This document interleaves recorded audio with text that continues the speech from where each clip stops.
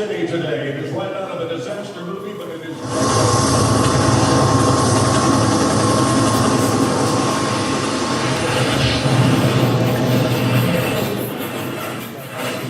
In Vietnam, American P-82 bombers struck twice near Saigon.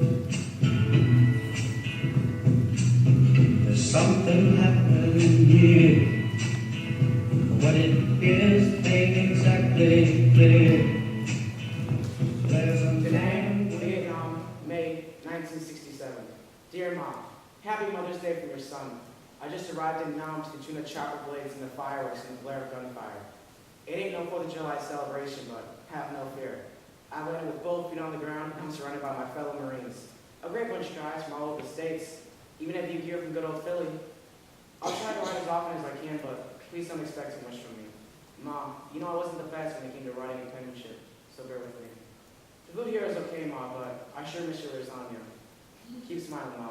You'll always be my best girl.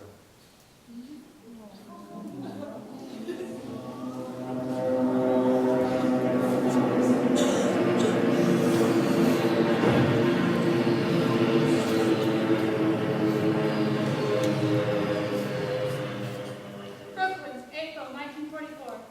Darling Buddy, how's the weather there? Sis and I went down to the gardens yesterday and... Camp Polk, Louisiana, April 1944. Our shipping orders came Monday. They wouldn't tell us where we're going or when we leave, but we're pretty sure we leave Saturday. If only they would tell us where we're going. That's the Army for you. Always keeping you in suspense and guessing. Hurry up and wait. But for what? Just keeping you in suspense. The great hyacinths are like a lavender carpet, and the tulips, your favor, are even more beautiful this year. Gosh, sweet pea. I know this is going to be as hard for you to accept as it is for me to write. As miserably hot as it is down here in Louisiana, I would jump at the chance to stay. But staying in the States is passing by. And the daffodils, in my favor, are even more spectacular.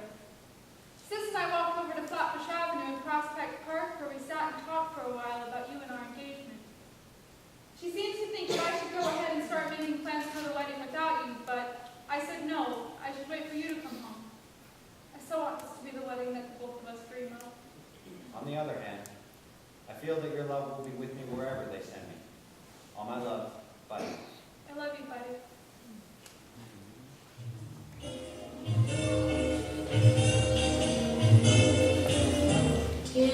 Vietnam, June 1968. Dear Betsy, I'm writing this letter to say some things because in this flying business, you never know when your next flight will be your last. Please don't think I'm being morbid. It's just that we all have to recognize what's going on here in Vietnam. I want to be a comfort to you, but the distance separating us makes it very difficult for me to do so. All I can say is, you're in my thoughts during every sortie I fly. Chicago, June 1968. Dear Jeff, your words make me cry. I see you in my teacup in the morning, in the mirror as I get dressed. I see you in the face of every young man I pass on the street. But Jeff, I am so torn by the constant protests that are happening against this war. Every night when I turn on the television news and I see young men burning draft cards and angry crowds shouting horrible things about our servicemen, I don't know which way to turn. Help me to understand, Jack. Now, baby, please don't get yourself so upset. I know we're trying to do the right thing over here. All you need to hear is that you're with me during this conflicted, unpopular war. I think I'm strong enough to accept my own mortality, and if my plane does not return tomorrow, I will die without regrets. If my dreams should all come true, you'll be waiting for my... South Korea, May 1953. Dear Aggie, the heat is unbearable here in Korea. Porkchop Hill is no place to spend a warm Sunday afternoon, especially if you don't want to be shot at. Atlanta, May 1953. Dear Johnny, Grandma Johnson is crazy about Johnny Jr. She thinks he's getting to look more and more like you all the time. Your mother thinks he takes after me more. You would be so proud to see how good Junior is when we say the rosary after supper. I used to dread those Sunday evening rosaries when I was a boy, knowing that fresh donuts and cold milk will be served afterwards.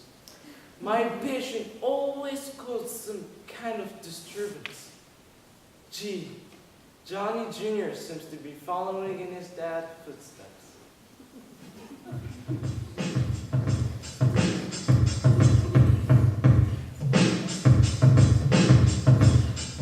Yeah, I'm out at Brooklyn, down there in Tribeca, right next to the Narrow. But I'll be a little forever, I'm the new Sinatra. And since I made it here, I can make it anywhere. I was 17 when 9/11 happened. That morning, the TV in the living room was blaring reports of airplanes crashing into buildings in New York City. I told my mom and dad that I would do my part to see that this never happened to our country again. So, I joined my high school's ROTC. After graduating the following May, I joined the Army.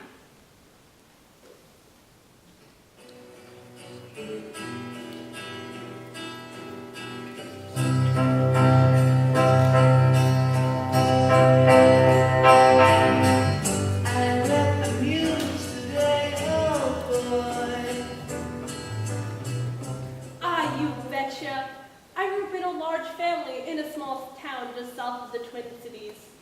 My dream was always to become a nurse, so after graduating high school, I attended a nursing program at our junior college.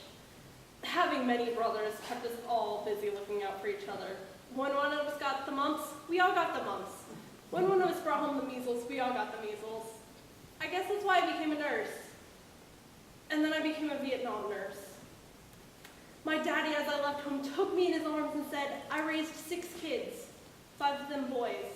They're all men now, and I'm sending my only little girl off to war. That was the first and the only time I ever saw my daddy cry.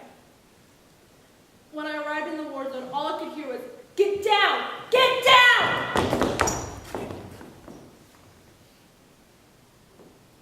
I ducked my head and ran as fast as I could.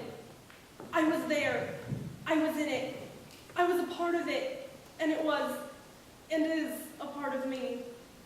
My first day in the OR, I looked around a room filled with rows and rows of beds. Chaos. Beep, The beep, smell. beep, The smell. beep. The yelling. Nurses yelling. He's bleeding out. Doctors yelling. I can't get a pulse. GIs He's bleeding yelling. out. Oh my God! Beep, beep. A body was placed down in front of me. A boy no older than 18. A bloody sheet covered his abdomen, and I was ordered to prep him, which meant to clean his wounds and shave him if necessary. And, oh yeah, while you're at it, remove his arm, which is just hanging on by a loose piece of skin. When I received my orders to go back to the States, I got up, put on a new uniform, packed my bags, and went to the OR to say goodbye. The ventilators were popping, it was hot and smelled of blood. Yelling filled the air. It was the exact same as the day I arrived.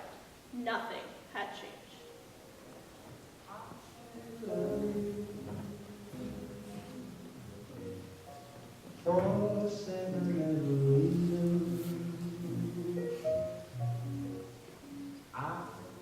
Friends, May, 1944. Dear Helen, I can't remember when I last wrote you, but don't worry, I haven't forgotten about you. My outfit has been moving around so much I haven't had time to write. I am now in the 4th Platoon, 3rd Squad of Company B, of the 1st Battalion, of the 10th Infantry Regiment, of the 5th Division, of the 3rd Army. Boy, what a mouthful. Don't forget that I'm crazy about you. Brooklyn, August 1944. Wow, what an address. I feel like I have so much to tell you, but these little email letters just don't give me enough room to tell you how slow you are, and I pray for your return.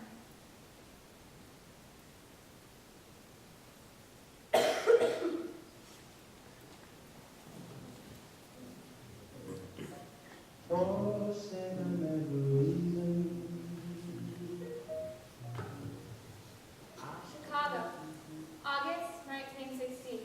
Dear Jack, well, the boys are off in every direction these days.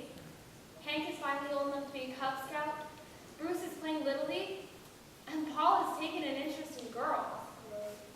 Paul got his driver's license yesterday, so now I have another reason to worry. My men, it will be the death of me yet. Vietnam, August 1968. Betsy, dear, I've been thinking, if anything happens to me, I don't want the memories of me to keep you from marrying again. I don't want you to be alone. Life should be lived to the fullest. So go for it, girl. Live life. That's what it's for. Now, Jack, you shouldn't talk like that. I believe that you will be resuming your fatherly and husbandly duties before long. Keep on smiling, put on some makeup, and buy yourself a new dress. Give the boys a hug and some discipline when needed, and pave the road of your new life for new adventures. I'll not really be gone as long as I'm remembered in Paul, Bruce, and Hank. Now, Jack, you shouldn't go on and on like that. You will come home. I know you will. And I will buy a new dress. And I'll have the boys starched and ready and standing at attention the moment you walk up that walk and into my arms. The boys said their love. Betsy. I love you, Betsy. Jack.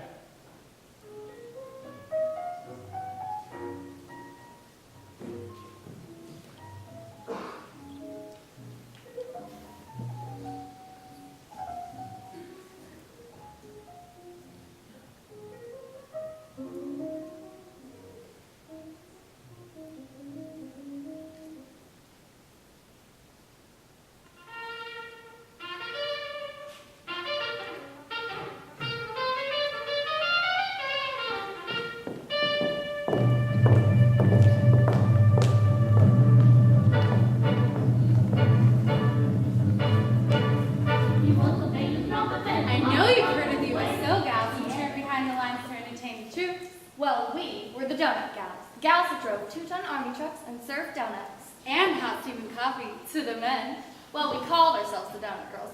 Molly is my name from down South Alabama. I'm Alice from California. Alice, my donut companion and me, ended up somewhere in France to serve our boys hot coffee and donuts. So me and Alice would load our old truck up with sacks of flour, sugar, and coffee, and cans of cooking oil, and hit the road by 5 every morning. What a bumpy ride! Did you know that a greater percentage of donut gals were killed in action in the European theater than gals in any of the other women's services? Put that in your record book, Uncle Sam. In 1945, Alice and I split up. Alice, was sent to the and lucky me, I was sent to England, where my donut days continued and my jitterbugging days began. There was this large, empty warehouse building where the boys assembled for their next assignments. There's lots of music, and the boys loved to jitterbug. And since I knew a few steps, move over, English gals, I went from being just a donut gal to a jitterbug gal. Give them some hot coffee and donuts, and jitter they would. And oh boy, could those boys jitterbug.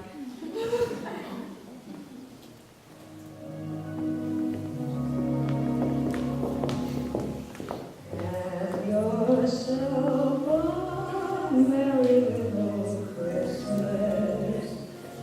Let your heart France, Christmas Eve, 1944. My days are bluer than ever when I think of you. I have to fight back the tears just so my buddies won't see. All of us left in Company B sit around in our heavy hearts, our dirty uniforms, with our heavy boots, and sing peace on earth, goodwill to men. Brooklyn, Christmas Day, 1944. Sweet, sweet buddy, Mr. Berlin hit right this year. We don't have to dream, we have a white Christmas. I woke up and looked outside to a glorious day. I was elated, but only for a moment. And then I prayed that this would be the last Christmas that we have to spend apart. Buddy, I love you. I love you, Tom. I love you, Jack. I love you, Betsy. I love you, Johnny. I love you, Agnes.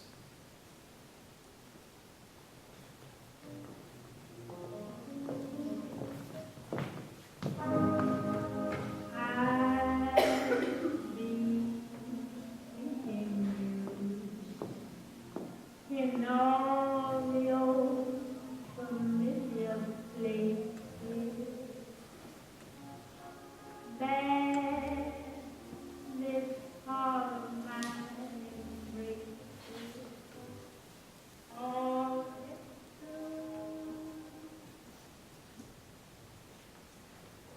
After my basic training, I served a tour in Afghanistan in a non-combat role. Women weren't allowed in combat roles, and they still ain't.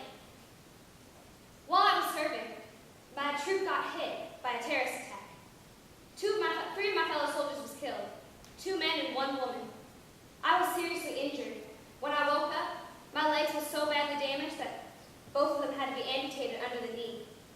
I can walk around just fine with my prosthetics. Well, the downside is that I can't dance no more. I can't wear skirts or dresses, but that's cool. I can deal with that.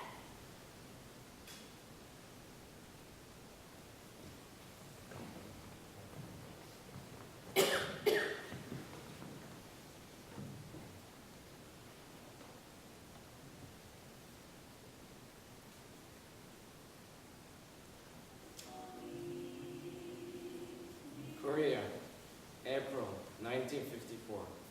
Dear Aggie and little Johnny, I can't explain why I've not written more.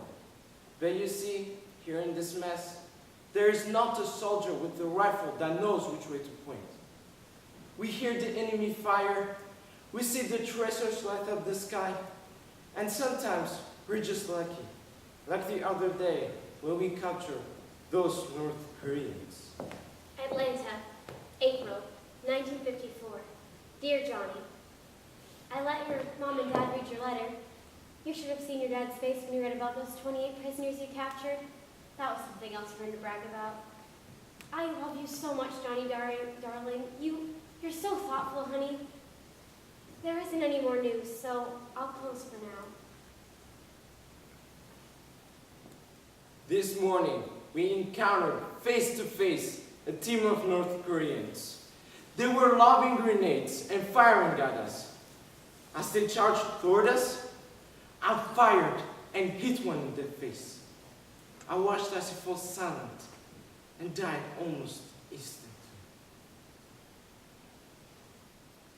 Agnes, I can't tell you how awful I feel to have killed another man. I immediately asked God to forgive me and will go to confession the first chance I get. I'm so confused. Agnes, please forgive me as well. We put little Johnny in kindergarten this week. I do believe it was harder on me to leave him than it was for him on the first day.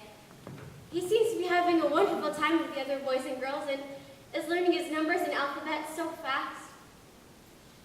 Oh, Johnny, I pray that when this war is over, that there will be no more wars, so that Johnny and all the boys and girls can live in a world of peace and freedom.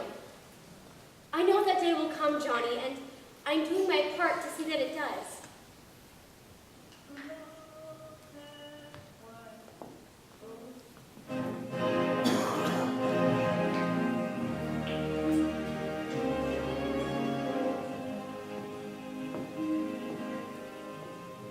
Chicago, September 1916. Dear Jack, it's been a week now and no word from you. I hope and pray that you were just so busy flying sorties that you haven't had the time to write. Bruce had his first date last night. I drove them to Bloomfield's for ice cream sodas and finished my turn as chauffeur by dropping Bruce's girl off. He walked through the door. He would have been proud. I guess our boys are growing up. It's time for bed. I'll write again soon. Betsy.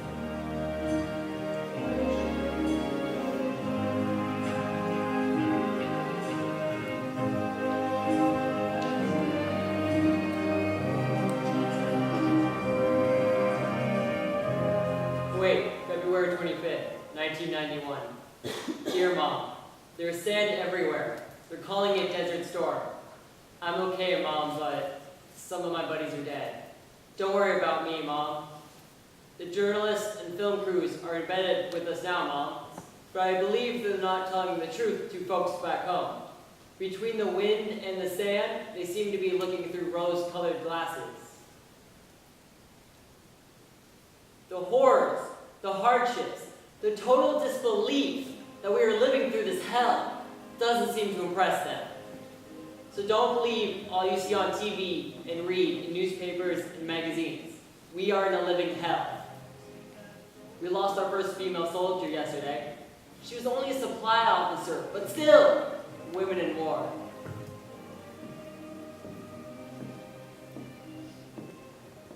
I need some sleep, Mom.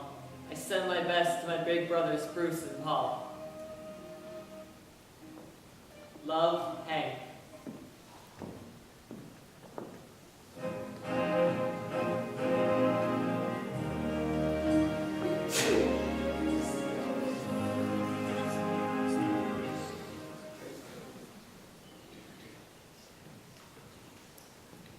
Somewhere in France, January 1945. Christmas and New Year's were just 2 more days for us. I wish I had some good news to send, Sweet Pea, but I don't. My buddy, missing you is so painful.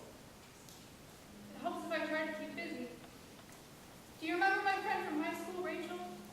Well, I met her the other day at Abraham and Strauss, and we walked over to Strauss for a soda where we sat and talked for a really long time. She said that being a Jewish wife here in Brooklyn has been very difficult for her. She says that there's so much hatred and oppression, or hatred towards the Jews, that sometimes she thinks that it would have been better if her parents stayed in Poland and suffered the oppression that is open there rather than having to feel the sneers and whispers as she walks down Flatbush Avenue. My darling, I'm trying so hard to do my part to be a good American. I got a job down at the Navy Yards the other day, and I encourage Rachel to do the same. It's hard work, but I don't complain.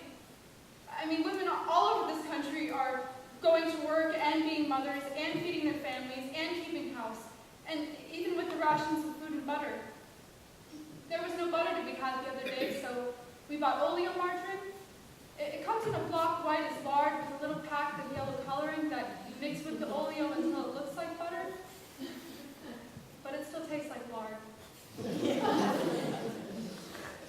Sugar, you're sugar enough for me. Keep your chin up and never lose that beautiful smile I fell in love with. Yes, I remember your friend Rachel. Tell her to keep her head high and to not lose hope. I pray that when this war is over, that will be the end of hatred, and we'll all be free to worship as Americans, Christians and Jews alike. And don't worry about the butter. I'll butter you up as soon as I get home. My darling, when I get home at night, my muscles ache with pain. Things are surely getting worse here in Brooklyn. I got another book of ration stamps the other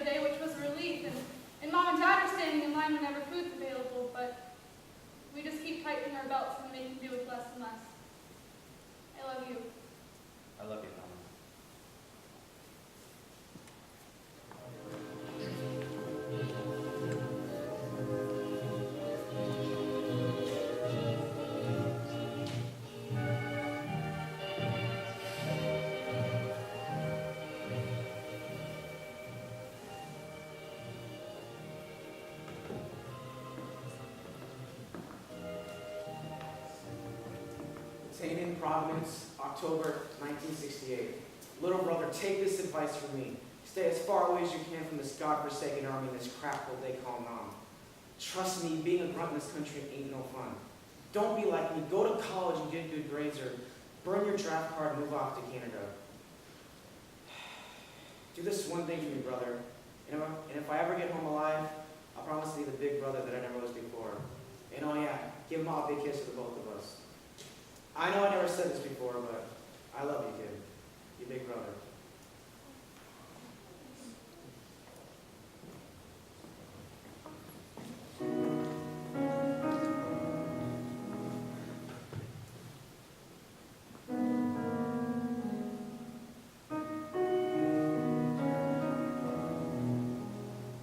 Chicago, October 1968.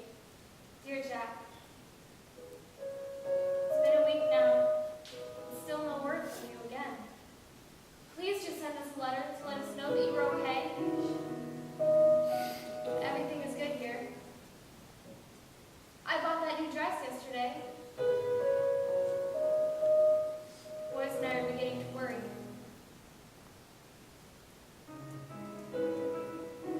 Not hearing from you is taking a toll on me, but I keep smiling.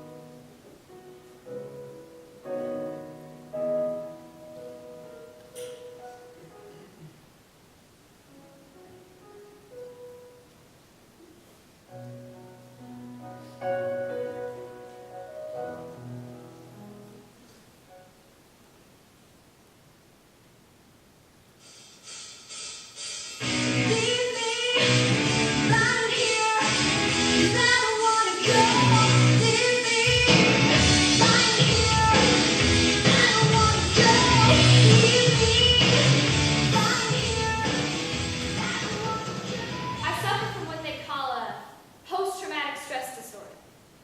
When I first started my therapy, I thought that my symptoms was because I lost my legs. I don't remember much. I might have blacked out, I don't know. But I was the victim of a terrorist attack on my unit where 3 of my fellow soldiers were killed. 2 men and 1 woman. Did you know that 1 out of 10 people serving in today's army is a woman? And I read somewhere that 220,000 or 11% of troops today serving in Afghanistan and Iraq are women. That ratio in the Vietnam War was much smaller. Now, there's some men in the army that don't treat women like sisters, wives, or sweethearts. Now, this ain't easy for me to talk about. Well, here it is. And I swear on my grandmammy's grave that it's true, but I was raped when I was in Afghanistan by my first lieutenant. I didn't think anyone would believe me because I'm only an enlisted soldier. So I didn't tell anyone. He was very handsome and very popular among the troops, so who would believe that I didn't want to have sex with him? Now, I ain't condemning all men that serve our country honorably, but the number of men that abuse their female counterparts is far greater than the number they say.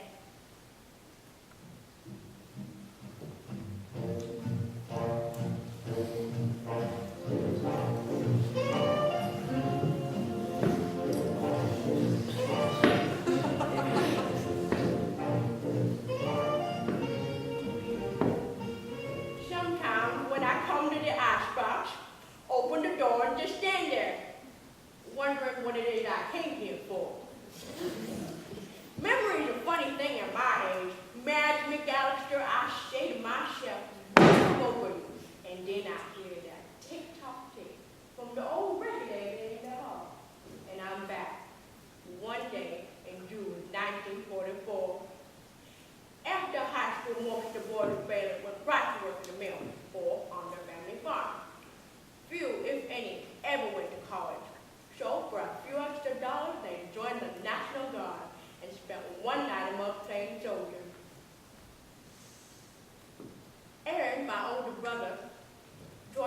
as soon as he was old enough. And when the war began in Europe, his entire unit was called into active duty. I worked at the Western Union Bureau in Fairfield, Kentucky, and it was my job every morning to turn on the teletype machine, and when it warmed up, I was to connect with Lexington. I told you, man, it was a funny thing. I seem to remember. It was June 6th, 1944, when our boys were sent to that beach in France, the army called Omaha. Heroes all, over 10,000 lost their lives when buried on the bluff overlooking the sea. On that morning, I switched on the teletype machine, and when it warmed up, I typed, "Good morning, Lexington." "Go ahead." The reply came, "Good morning, baby, we have casualties."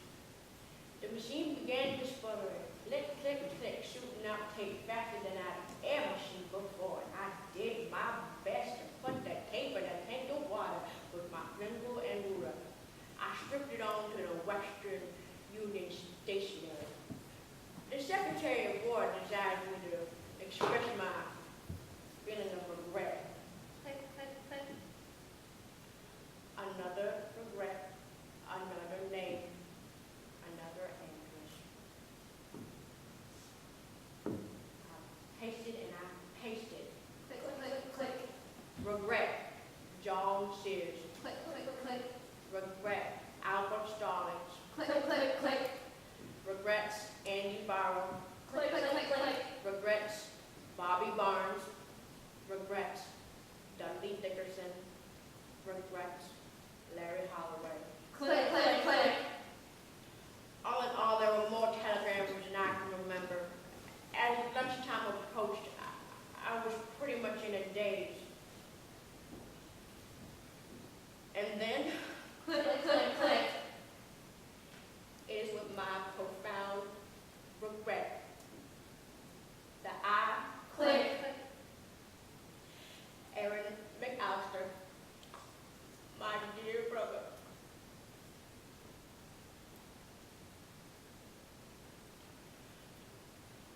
in 1944, on the 50th anniversary of D-Day, I went to France, and among the rows and rows of white marble crosses on a bluff overlooking the sea, I found my beloved brother, Aaron. Now, what was it that I came to the icebox for? Oh yeah, the milk.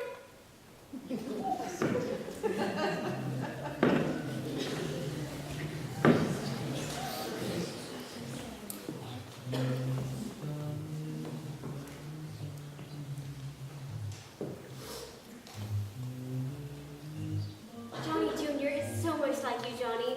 More and more each day, I see you in him. Even your mother's beginning to see you in the way he walks across the floor, turns and looks at us with those big brown eyes. She sings a song to him she says she used to sing to you. Do you remember it, Johnny? It goes something like, oh, Johnny, how can you love? Oh, Johnny, heavens above. I used to get so embarrassed when she sang that song, and my friends were there. Now that I think it back, it was such an endearing thing that she did. I know she loved me more than anything. Since I was an only child, she had lots of love to give. Our little Johnny must have brothers and sisters. I'll see to that when I get home. And Aggie, not to worry. I took some serious shrapnel on my right thigh, but the medics tell me that everything is gonna be A-okay. Well, Johnny. Oh, Johnny, are you hurt bad? Johnny, I do worry.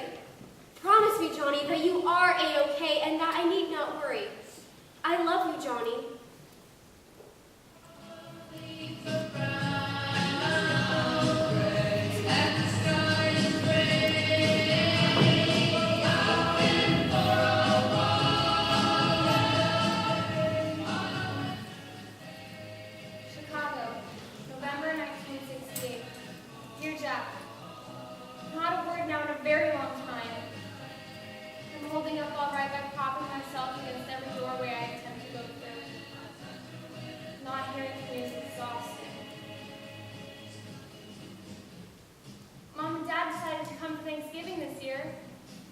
guess I'll be baking that turkey after all.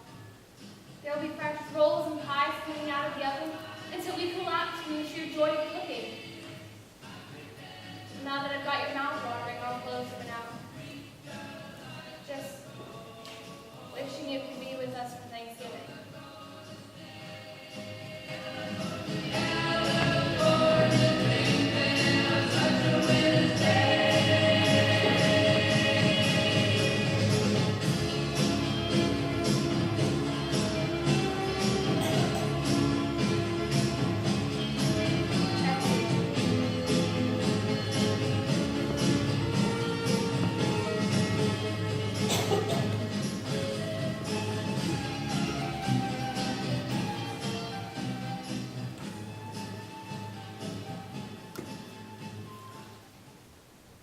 Brooklyn, April 1945. Buddy, not hearing from you is agonizing. The newspapers say that the Germans are in retreat and that the Allied forces are advancing to end this terrible war. I pray every day that you're coming home soon. Germany, 1945. Dear Helen, it's been a few months since I wrote you last. Upon crossing the border into Germany, we were ambushed and taken prisoner. We weren't allowed to send or receive mail. But then our prayers were answered, and the Allied forces arrived. Oh my buddy, when are you coming home now that it's over there? I'm coming home, sweet pea. I'll be Brooklyn bound on the USNS Buckner, a trusted old tub that'll take me across the North Atlantic and into your arms. Oh my buddy, I'm checking the newspapers every day to see when the Buckner docks here in Brooklyn. I'll be wearing my prettiest dress and waving the good old red, white, and blue. Oh my buddy, you're coming home.